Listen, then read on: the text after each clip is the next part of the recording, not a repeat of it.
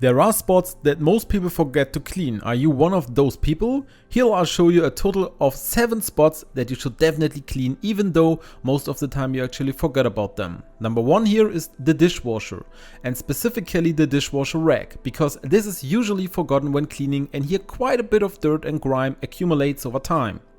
Here it is important to clean the whole thing, so that the dishwasher lasts much longer and can develop its full cleaning power. You can simply unscrew the strainer and then clean it under running water, preferably with an old toothbrush. You can still carefully unscrew the individual components here, and if you don't clean it regularly, you're really going to find some dirt in here. Make everything really clean and then make sure that you also wipe through again in the dishwasher where the whole thing is screwed in. Then you can screw the filter back in here into the dishwasher and you've really cleaned it up nicely. Try to do this regularly so that the cleaning performance of your dishwasher remains really nice and stable. This brings us to number 2, which is the toothbrush. Many people forget to clean their toothbrush regularly. Of course, you should also change it regularly if it doesn't look really good anymore and is completely frayed, like this one. But if you don't want to throw it away but also want to clean it regularly, I'll show you a trick that makes it really easy and fast. And for that you need mouthwash. Because you can fill mouthwash in a nice thin glass, like for example here's such a shot glass, and then put the toothbrush in here and leave it in this mouthwash solution for about 15 to 20 minutes. Because that will also get your toothbrush really nice and clean and germ free again. What many people also forget when cleaning is the filter of the extractor hood. Even mine has been a little dirty here when I took it out. And here we really find some grease, which is not so really easy to solve, but you can use baking soda for that. I use here of course the baking soda from our own store. You can find the link to the store below in the video description. Now I take about 2 to 3 tablespoons of baking soda and put it over the filter of the range hood, preferably in some sort of container like a baking tray. And then you need really nice boiling water, which you dump over here. If the filter doesn't stay underwater now, you can weight it down with a glass so it doesn't come up.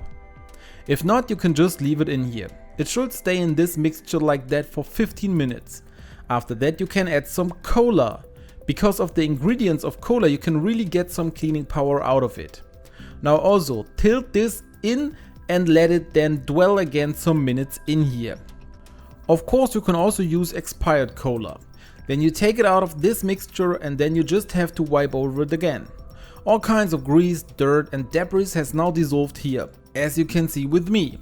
I wipe over it once here with a damp rag and all the dirt is dissolved. And thus we also get the filter of the range hood really nice and clean again in seconds. Number 4 is the shower head, because this calcifies more and more over time. This can also mean that you don't have as much pressure anymore, or the water really flies in all directions instead of where it's supposed to go.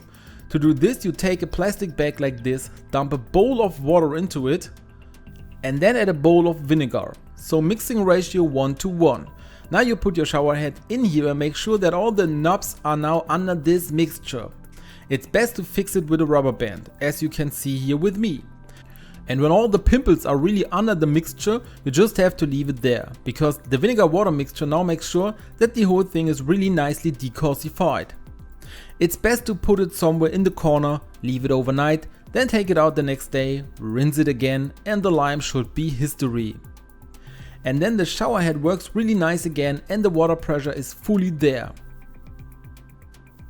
That also brings us to number 5, and that's the toilet, because even if you clean the toilet regularly, then you probably don't always clean it really nicely under the rim. But here we also find some dirt, which of course we want to loosen completely. For this we just take vinegar, fill it into a bowl and now take toilet paper here, which we dip into the vinegar so that it can soak up really nice with the vinegar.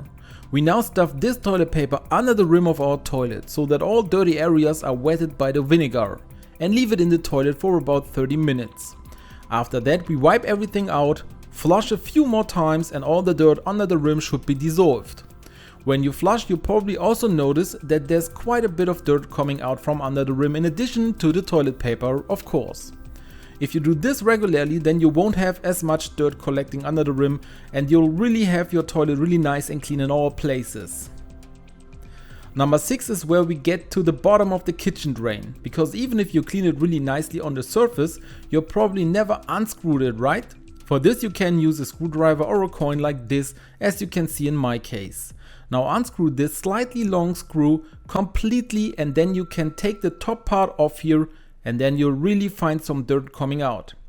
This is also a place that a lot of people don't really clean, or especially don't clean regularly enough.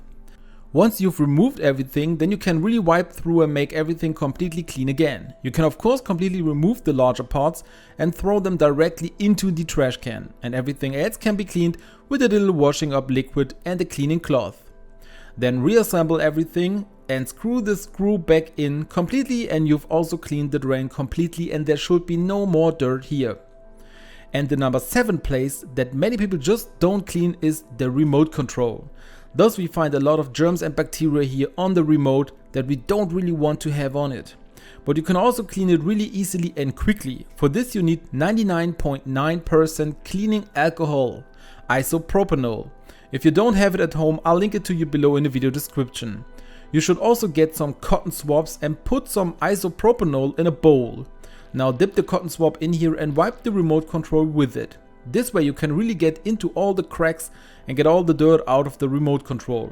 Afterwards take a cloth, wipe it again, and the remote control will be completely clean again.